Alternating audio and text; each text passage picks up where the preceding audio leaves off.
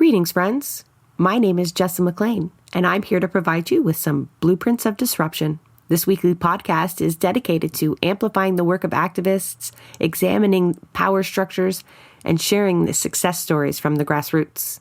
Through these discussions, we hope to provide folks with the tools and the inspiration they need to start to dismantle capitalism, decolonize our spaces, and bring about the political revolution that we know we need. We say that we must come to know the difference between mobilization and organization because the enemy will use mobilization to demobilize us. Mobilization is very easy, very, very easy. Because since we're people who are instinctively ready to respond against acts of injustice, anytime there's one little act of injustice, we can blow it up and we'll find people who come and make some mass demonstration around it. Miss Sally lost her job. Let's rally. She'll get her job back. People will come and rally. So-and-so got kicked out of school because the teacher's unjust. The people will come and rally. They will come to rally at issues. And this is what mobilization does. It mobilizes people around issues. Those of us who are revolutionary are not concerned with issues. We're concerned with the system.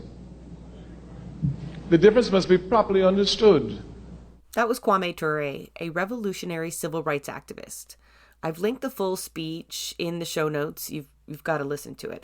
But that was him talking about the difference between mobilizing and organizing. We've talked a lot about that on the show here as well. What it takes to build a sustainable, powerful movement that can utilize the skill sets of the masses, that keeps pushing forward while also building the structure for what comes next.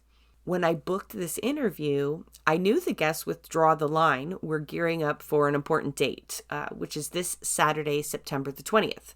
It's a highly anticipated day of action across Canada. You will hear more about it.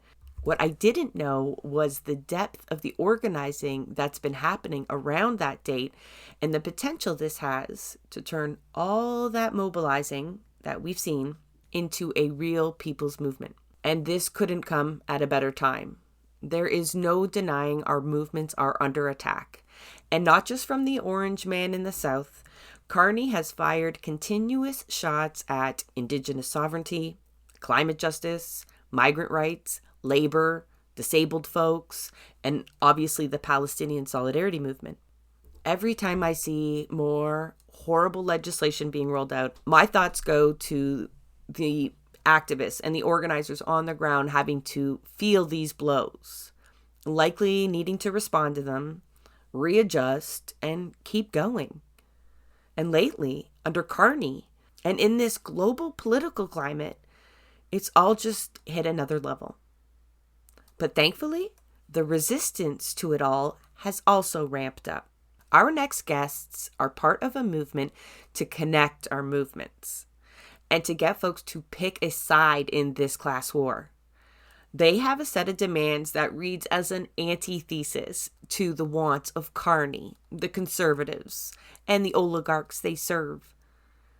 Let's meet them, find out what they've been up to, and hear what gives them hope in this moment. Good morning again, everybody. Can we introduce ourselves to the audience, starting with Willow? Hi, everyone. My name is Willow Prince. I am Dak Esdene from Nak Esliuoten in northern British Columbia. I'm currently living a few hours south on the lands of the Lheidli T'enneh, or what is currently and colonially known as Prince George, British Columbia.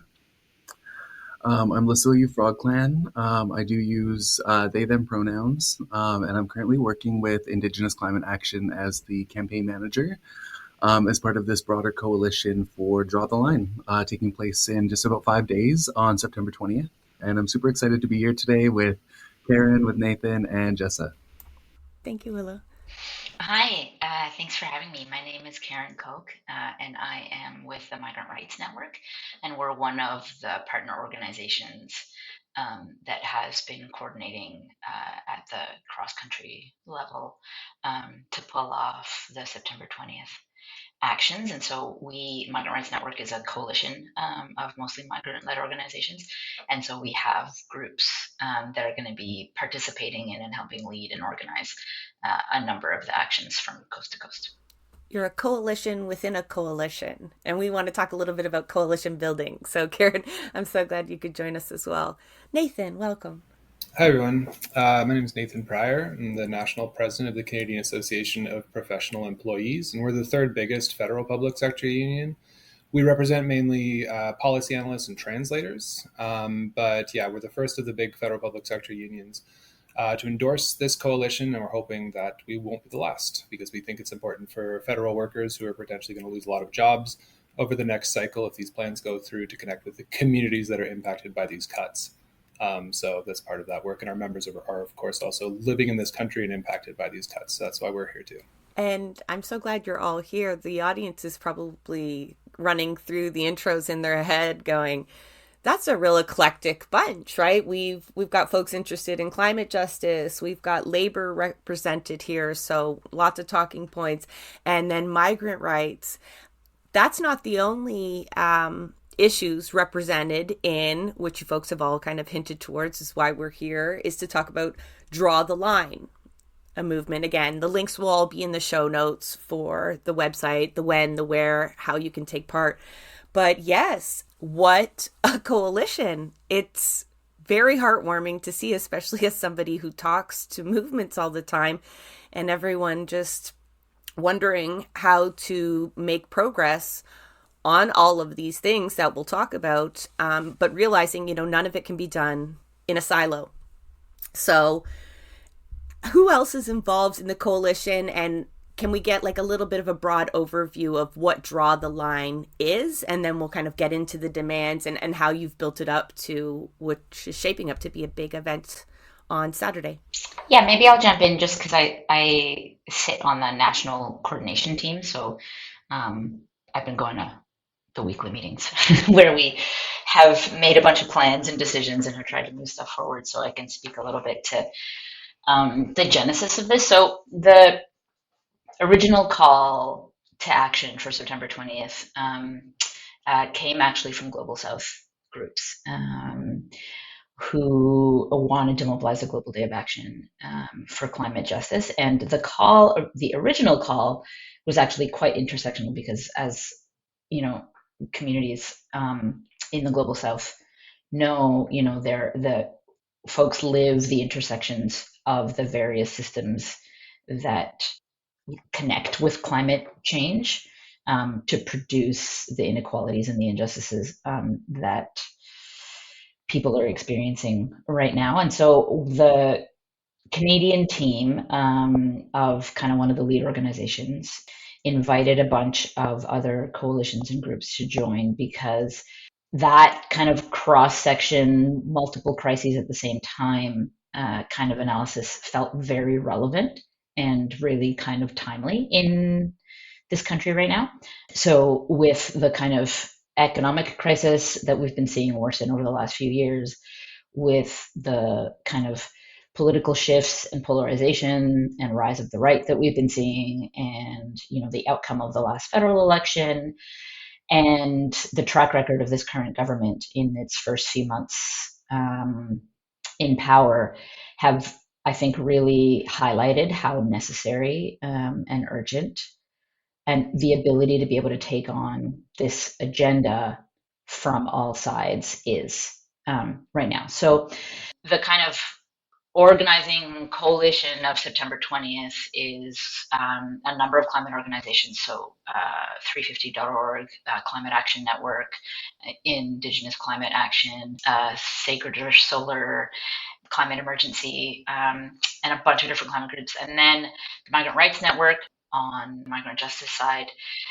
But we also have participation from World Beyond War and endorsements from unions like CAPE, from the Canadian Union of Public Employees as well, QP, the National Union of Public and General Employees, NUPG, and the participation of a bunch of Indigenous groups from that are engaged in a bunch of fights across the country around resource extraction and land defense, and also folks who are involved in the pro-Palestine movement, kind of fighting against militarization and the arming of Israel. So it's kind of this coming together of a lot of different folks who there are relationships that exist, but not necessarily very strong ones across all of those movements. And so um, the idea was to use this mobilization because it lands right at the beginning of Parliament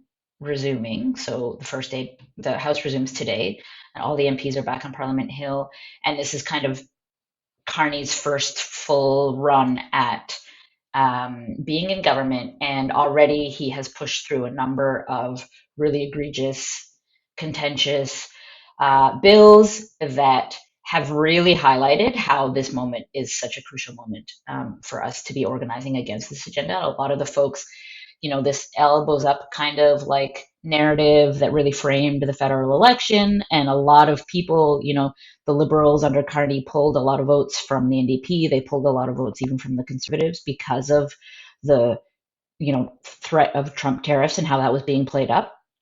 And the veil is started to come off, I think, for a lot of people.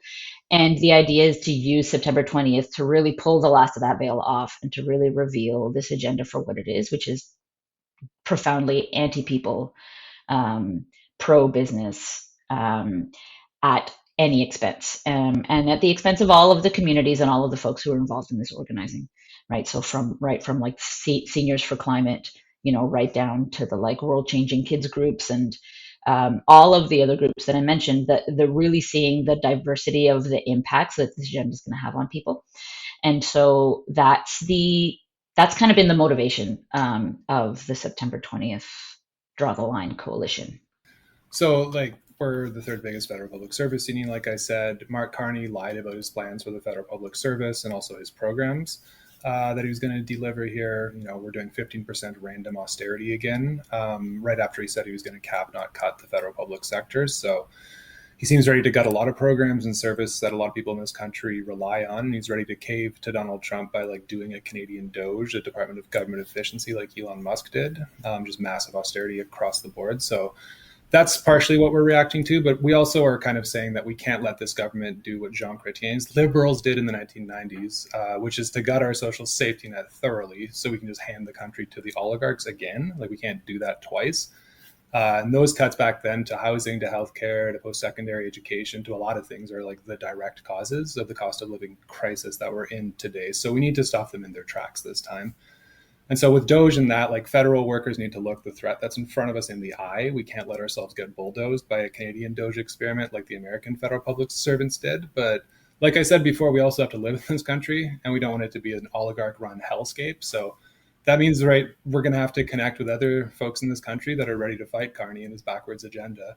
And that coalition that's forming right now is Draw the Line. So like Indigenous communities, immigrant communities, workers needing relief from tariffs, anybody who's dealing with the exploding cost of living, people impacted by climate change, anyone who thinks that we should invest in things that actually make our lives better rather than caving to pressure to blow it up the military industrial complex.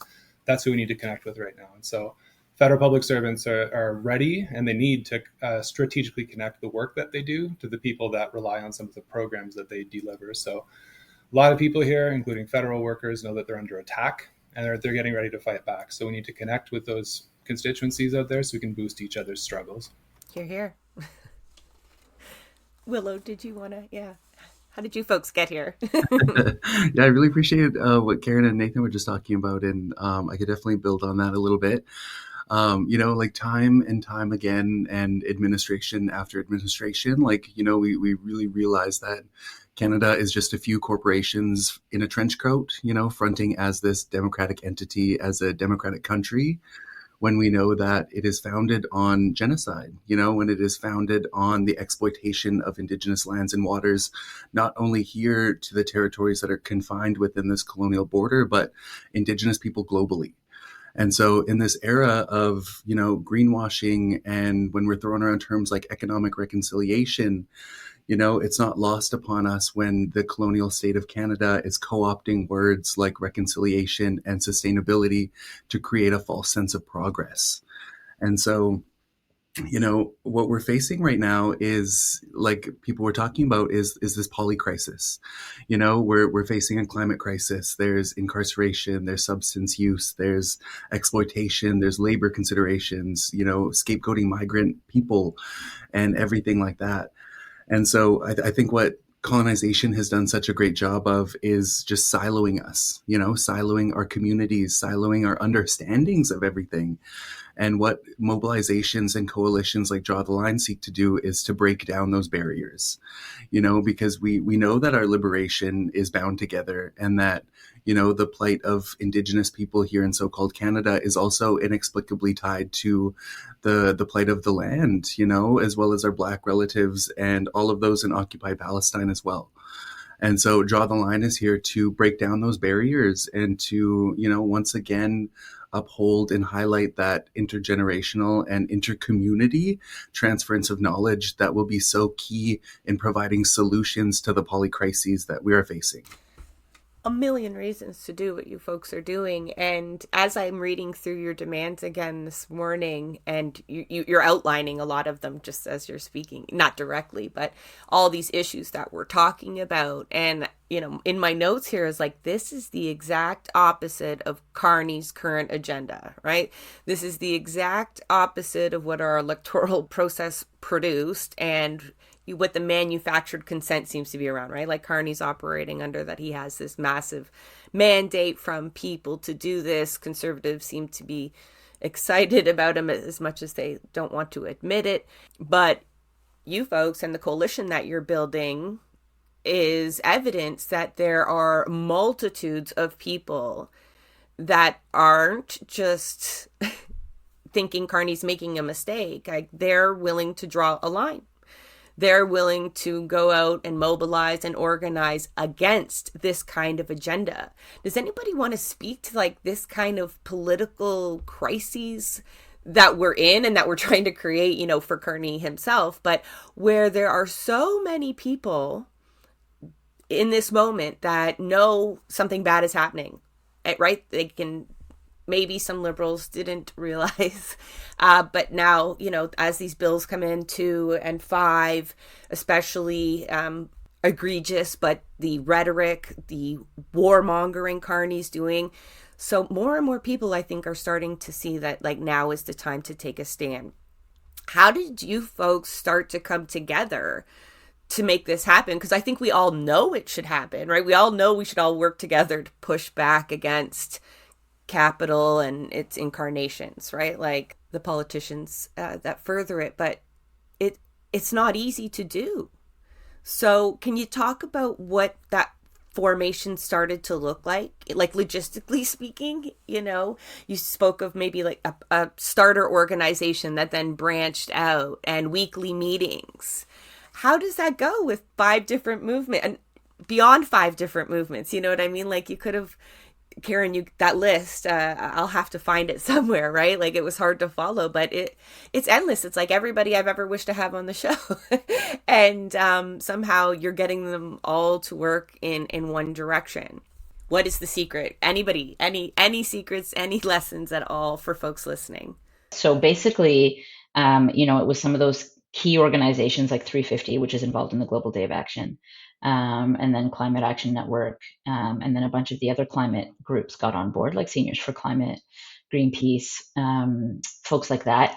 But 350 in Canada was really committed to, and has been, I think, for a lot of years, been really committed to building relationships with migrant justice movement, with Indigenous sovereignty movements, and with labor. And so they really saw it as a strategic opportunity to say, like, this is how we plan this thing will inform the product and then what happens afterwards. And so they brought on a bunch of folks to kind of advise on, like, okay, what could this thing look like? There was a sort of crafting the political direction and then building the structures that would allow that political direction to manifest. So the 5 demands were drafted across movements by kind of a core group of folks that were then taken back to their respective member organizations and memberships and base.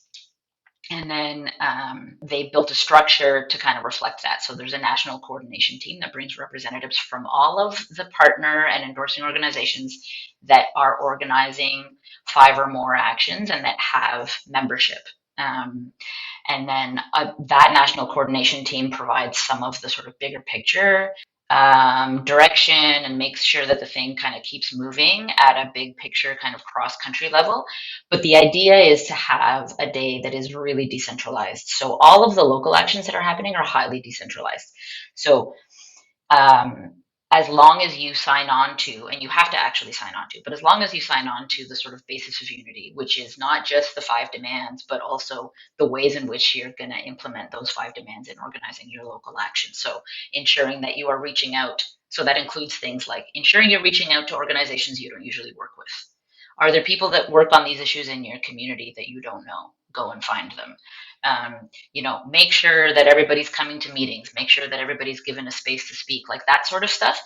And then so long as people signed on to that, the actions could kind of just self-organize. So across the country, all of the local actions in cities, smaller communities, also in rural areas, are being self-organized by little coalitions of groups and individuals from those places who signed on to that basis of unity and want to do something together under this umbrella of draw the line on the basis of these demands.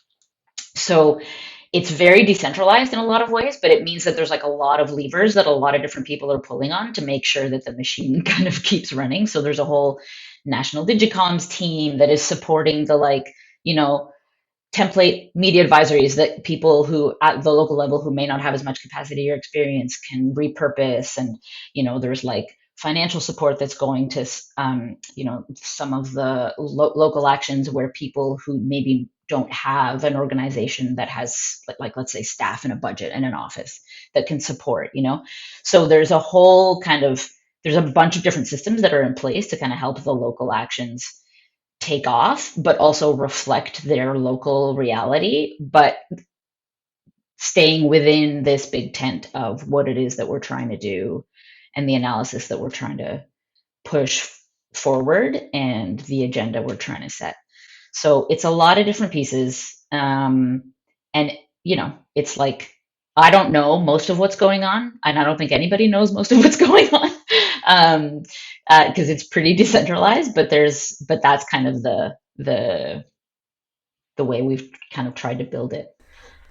I suppose that goes to answer one of the questions that I pre-submitted to you folks to help prepare, but it was asking you to almost comment on the difference between mobilizing and organizing and how you would use this moment of really mass mobilization to organize. And folks are always looking for the evidence kind of afterwards, but you're setting the foundations for the afterwards. Like I can feel all these lessons from within the movements being played out here, just like allowing the local to, build what they can build, right? Build it unique to their community. But then like you figured out the structure so that you don't get stalled.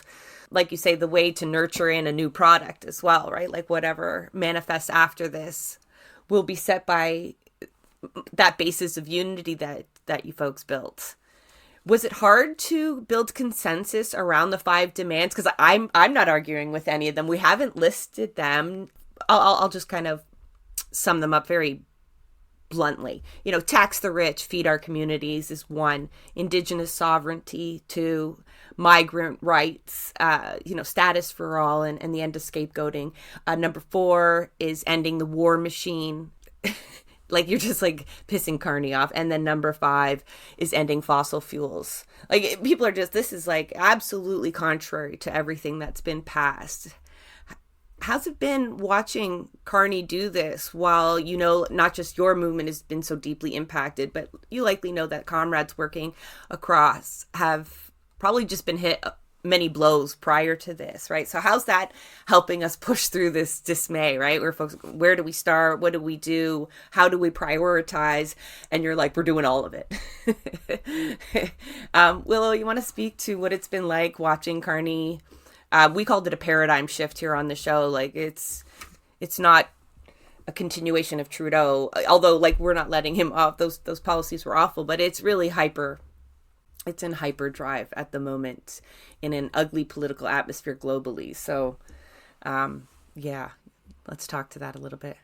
Yeah, of course. So I feel like the current political landscape is, we witnessed Carney's platform, in the election, and he was talking a lot of what sounded all right, and just in over 100 days in office, like it has been a total switch up, and so when Carney's administration is passing things like Bill C5. And so for, listeners who might not be familiar with Bill C5, it essentially fast tracks major projects, and it doesn't allow Indigenous people in so-called Canada to consent or to say no to the projects that are relegating their communities, their lands and waters to the sacrifice zones of industry, and notably of oil and gas expansion.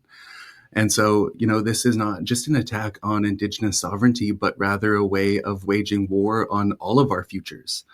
When Indigenous people safeguard 80% of the world's biodiversity in a time of unprecedented climate chaos, climate justice cannot occur without the meaningful inclusion of Indigenous people. And so under this new era of, economic reconciliation with Indigenous communities and things like the First Nations Major Projects Coalition and even this Indigenous Advisory Board that was released with this, Major Projects Office under Bill C5.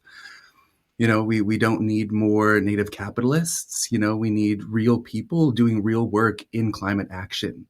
And this co-optation of words, and it's being redwashed or making it sound much more responsible and friendly towards Indigenous people and their livelihoods. But we know that it's a tokenization, and that this is just a way to check off some reconciliatory boxes in their however many calls to truth and reconciliation that they have not acted upon. And so in this era of Bill C5, and I think it was last week where the list of projects was released, and over half of them are actually taking place in British Columbia alone. And so what we're seeing also with these projects is, there's an epidemic of missing and murdered Native women that takes place where these projects are happening.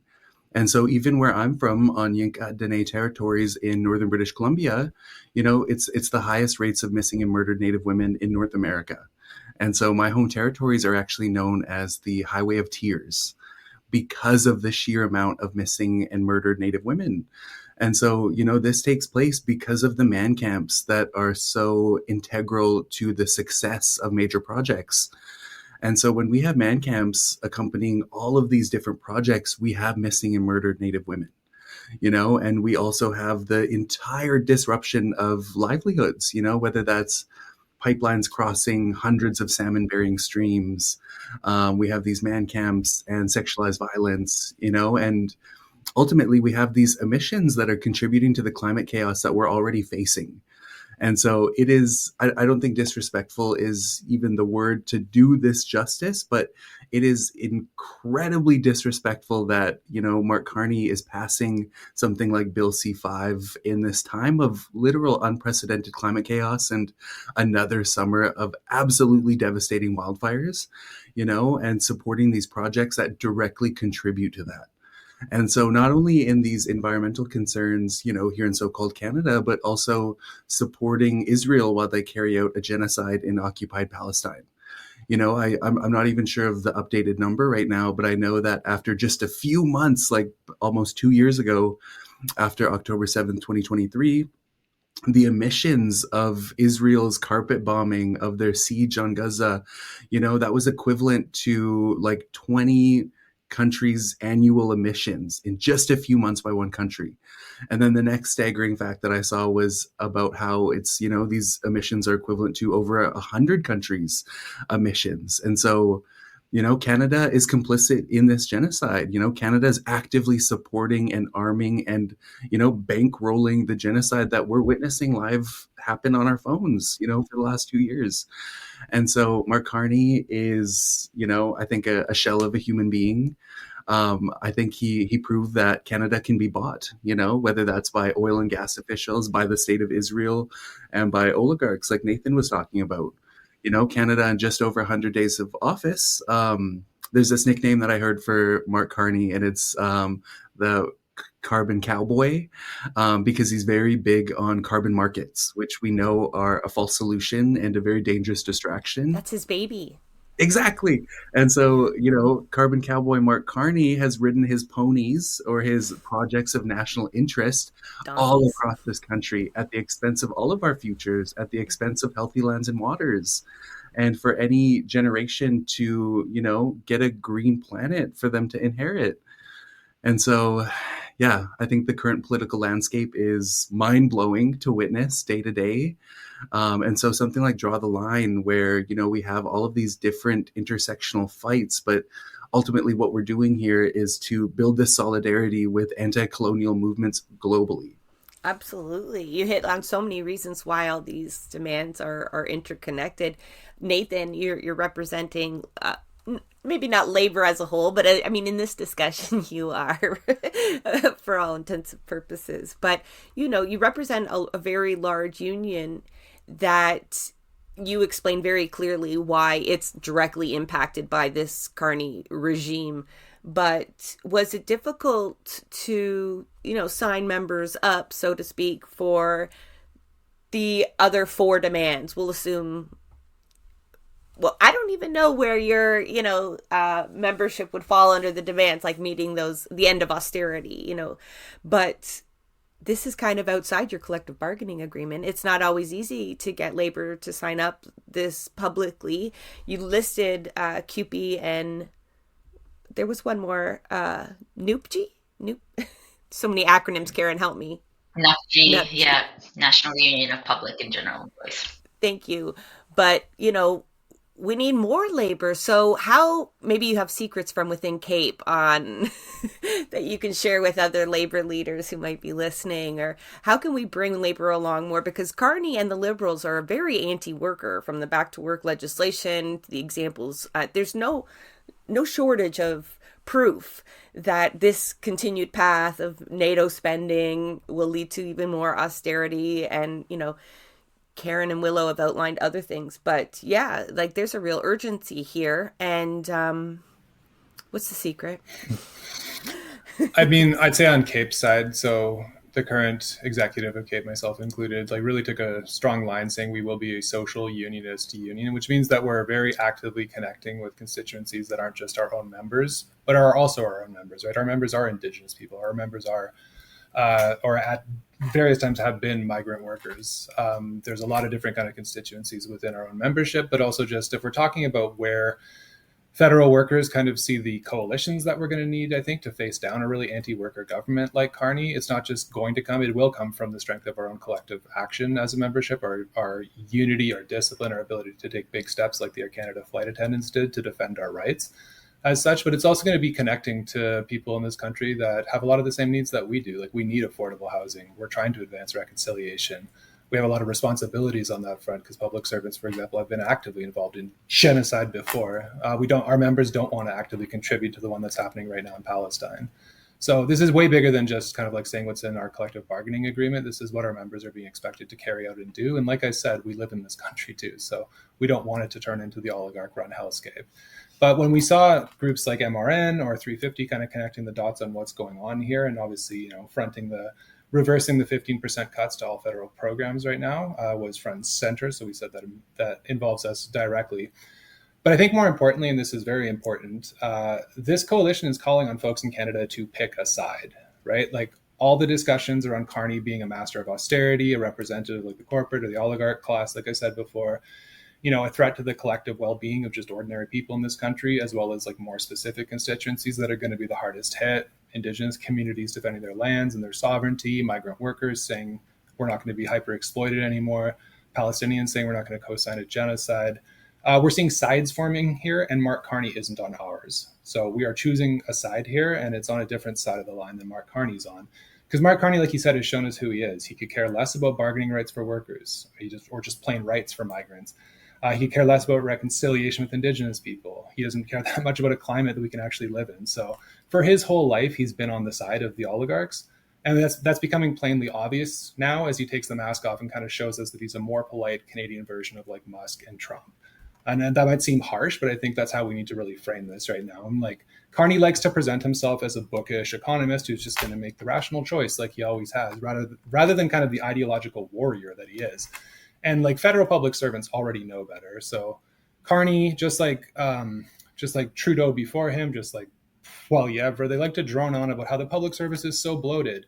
But like we actually spend proportionally less on public servants now than we did under Stephen Harper, and that's like blows most people's minds because of the ideological way that it gets framed. The truth is that programs got way bigger, and like I think for good reason. Things like childcare, things like that we desperately needed in this country got built a little bit under Trudeau, and now Mark Carney wants to roll a lot of that back. And he's not going to be able to promise the world to everybody like he's doing and saying, we're just going to, bloat up the military and we're going to do all these tax cuts and we're not going to have like the proper resources that we need to fulfill these promises. So we're calling that right now. We're calling the question, as they say in the labor movement.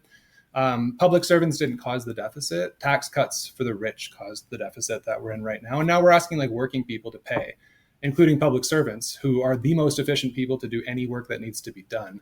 And Carney doesn't want to take the political risk of telling Canadians what he's about to take from them by handing the keys to the palace to like the military industrial complex that's contributing to a genocide, oil and gas barons that are like chomping at the bit to extinguish Indigenous sovereignty, the massive tax breaks he's about to hand out to the rich and that he already has. So he's just saying we're magically going to save money by cutting public servants specifically, while somehow keeping all the services and programs that you want at the same levels.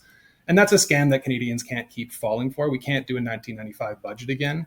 But right now, what they've been doing is just setting random targets for cuts before knowing what their actual program needs are going to be and what staff they're going to need to do those jobs.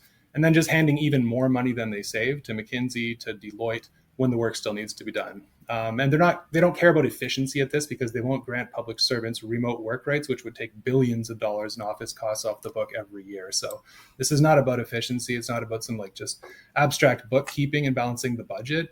Just like they did in 1995, the balancing the budget actually meant a tax on communities across this country, on workers, on Indigenous communities, on the poor, on working people in general. So we're here to call that out as well as protect the work that we do, which we think in a lot of ways serves Canadians well.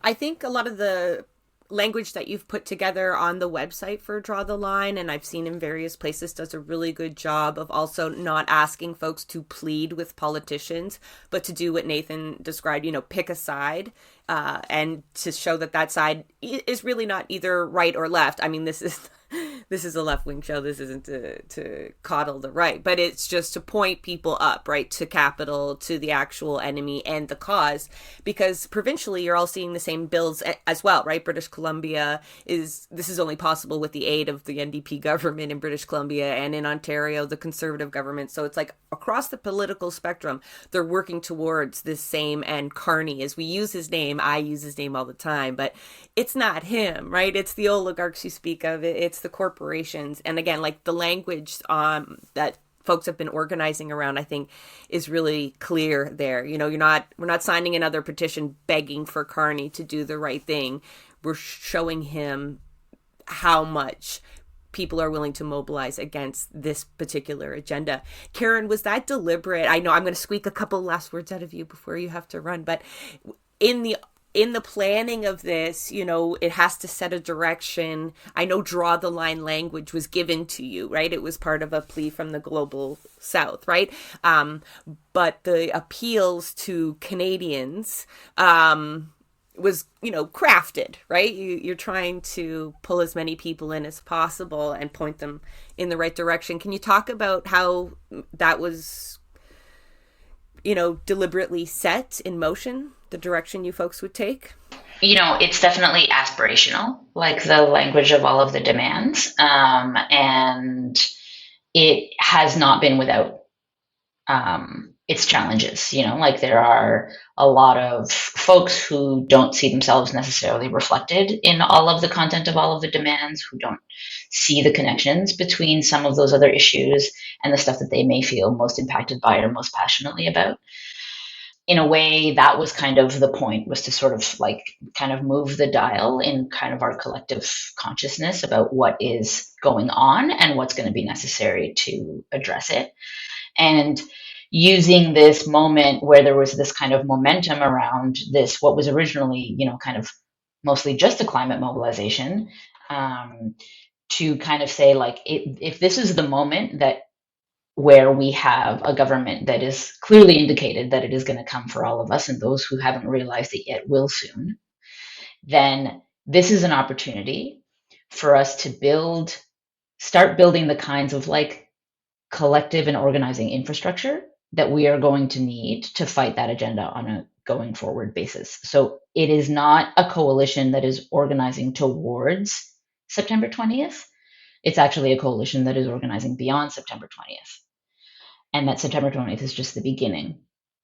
And that sentiment has been kind of like built over the months, in the organizing, and definitely like it wasn't necessarily all there in the beginning, and we've really seen a lot of shifts, I believe, reflected, across a number of different movements, both in the like how folks talk to each other, how people understand what it is that we're trying to build, how people are communicating that understanding to their base and to their followers and to their members and stuff. So I think that that's really probably the point that I want to leave off on, is to say, like, this is really about the beginning of something. And I think it speaks to that question about like the mobilizing versus the organizing. And that requires, a lot of us, some of us have been doing this for a long time. Some of us have been doing it just for a few minutes. And so we have different relationships to what those two things are and what that looks like. And I think the objective here, and it feels like what's being achieved, in a lot of places, is pushing that forward and creating that understanding amongst folks in local communities, but also in the movements across the country, that this is something that we need to be thinking about long term, and relationships that we need to be building, trust that we need to be building, understanding that we need to be building about how our issues intersect, trust and understanding and learning around like the use of different tactics and their limitations and, their utility. All of these sorts of things, like it's all we're trying to build across and speak across movements, at a lot of different levels. And the idea is that we are going to need that, and we're going to need those relationships if we're going to be able to fight what is coming. And Carney has very clearly shown what he's willing to do this far. And I think we're only going to see more of that in the next few months. And we are having, we have this situation where we have the liberals and the conservatives, like the NDP don't even have party status. The liberals and the conservatives are basically vying for who is going to be more right than the other. And they're trying to outflank each other on the right constantly. And that's going to go very badly for absolutely everybody who isn't them and their financial backers, right? And their international allies in some governments, and also in their financial backers internationally. So the relationships we're trying to weave here and the trust we're trying to build here, I think, is going to be crucial for being able to build that kind of a fight back that we're going to need in the coming months and in the coming years. One of the last questions that I left for y'all to answer, I'm going to answer myself first, because often one of the big critiques about big marches is that they're just parades, right? That they're showings of power. We can find positive points in them always, right? But we're at a point where folks are wanting to draw a line, right? And Karen did a great job of explaining the foundations and talking about September 20th actually as a beginning. That acknowledgement, I think, is important for folks to really feel the weight of it as well, that it's not just another big march.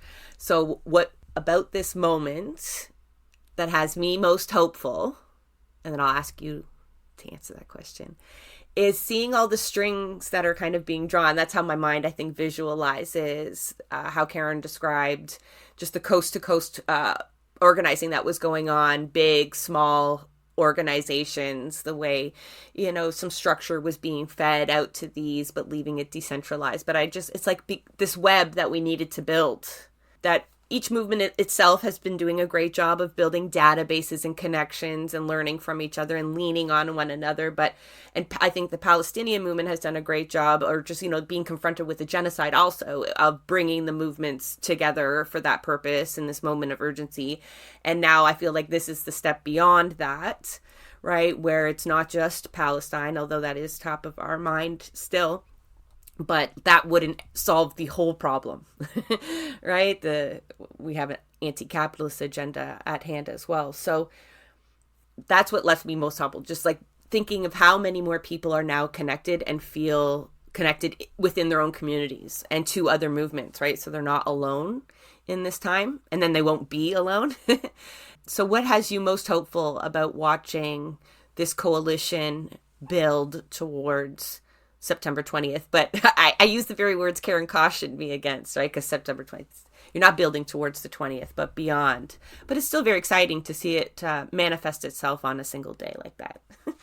But yeah, do you want to talk about what's hopeful in this moment? Because Lord knows we've got all kinds of examples why we need to be on guard, right? So I think with hope, hope often seems like this very abstract, intangible concept, and I think it's important to acknowledge that hope is not necessarily something that's rooted in positive thinking or burying your head in the sand. Hope is something it's muscular, and it needs to be exercised every single day.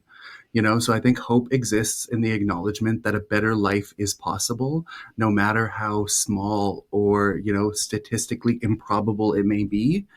What we're facing right now, politically, environmentally, like, this is a crisis of imagination that we're in because of the last few generations, the last few lives, we're now unable to imagine a life outside of capitalism, outside of colonialism. And so I think now more than ever, it's important that we have our creatives and our visionaries and our artists as part of these movements so that they can imagine lives outside of capitalism and outside of colonialism. Because we know, and especially as Indigenous people, like, we know that the government will not save us. We know that the United Nations will not save us. And the power has always been and will always be with the people. And so in this time of, really dark, dire times in the political landscape, in anticipation of ecological collapse, we need to acknowledge that we all have a role to play. We all have a role to take. And that carries responsibilities, not only to us in our lives, but to the generations that come after us, for a hope of a green planet for them to inherit, in the hopes that they will inherit a just future because of what we do today. And I think that's what's so incredible about the Draw the Line mobilization is that we have to think globally. We need to build this solidarity with anti-colonial movements globally, but we need to act locally. That's where we can exert the most influence, is the community that we can reach on foot. And so when I think about hope, I think about acknowledging a better life is possible, and that, it was in recent lifetimes where we didn't live like this. That's hard for people to imagine, Willow. Right. And so, like, we need to, Yeah. acknowledge that it doesn't have to be this way. It can be a billion different ways, but it does not have to be this way. And so I think what gives me hope is just seeing how much power there is in the people in organizing something like this. And I think there's also so much power in the youth leadership that I've been seeing across this country, organizing mobilizations, taking action, and yeah, I think there's a lot of hope to be had on days like September 20th. Take it away, Nathan. What's leaving you most hopeful?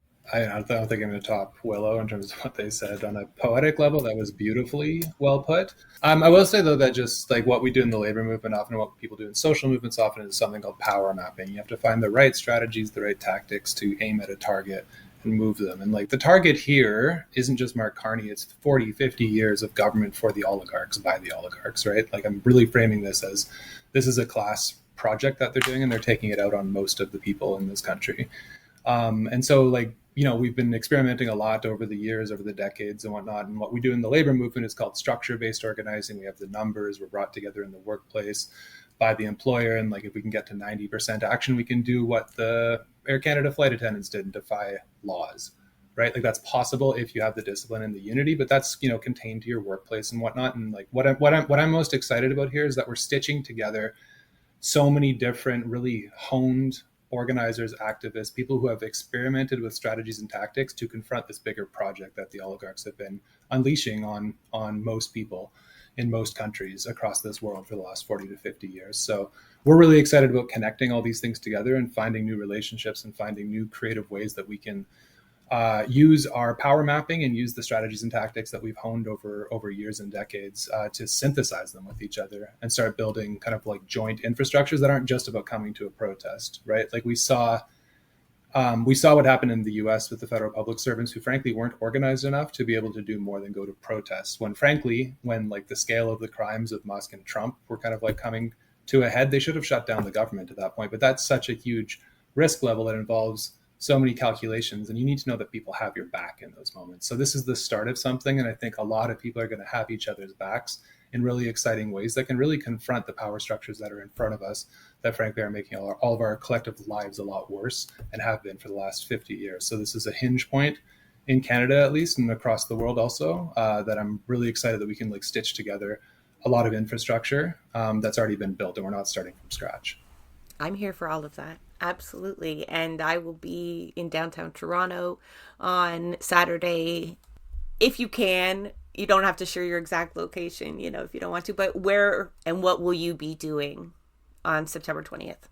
CAPE is going to have contingents. We're running federal public service worker contingents in Ottawa, obviously, the National Capital Region, and Montreal and Toronto as well. But obviously, there's actions happening in over 60 cities, and you'll see CAPE flags at a bunch of those as well. But those are the three main ones that we're driving people to right now. And you can go to the CAPE website if you'd like to join the federal public sector working contingent. What about you, Willow? You're going to be busy. Yeah, you'll find me in Vancouver. So I'll be on the West Coast, and yeah, I'll be in the march, hopefully sharing some words as well afterwards. But yeah, anybody can find me in Vancouver that day. All right. And for folks, I know a lot of listeners are in Toronto, and if you're just so lazy, you won't click on the link. It starts at Yonge and Dundas at 2:00, and then we will end up at Queen's Park by 4-ish. You know how these things roll, right? So find them in between if you need to. But again, more information in the show notes and ways to find these folks and the organizations that they're working with. I cannot thank you enough, not just for taking time to come into our little studio and talking to our audience who's equally as excited about this as I am, I'm sure, but for the work on the ground. We are all very appreciative of all that energy that you folks are spending to build towards something that we need. A lot of folks don't take that effort. It's very easy to not do anything right now as well, right? To be overwhelmed, and happy to amplify any of that work. Very, very, very grateful, and good luck on Saturday and beyond. I would love an update, you know, like 3 months down the road, to see what other fruits it bears. Well, thanks for having us, and we'll see you all on the 20th. Because unconsciously, instinctively, they seek freedom. What we must do is make them conscious. Look, you want freedom anyway. Let's be serious. Let's sit down. Let's plan it. Let's wage protracted war, and let's tear down the system and walk on to liberation. It's as simple as that.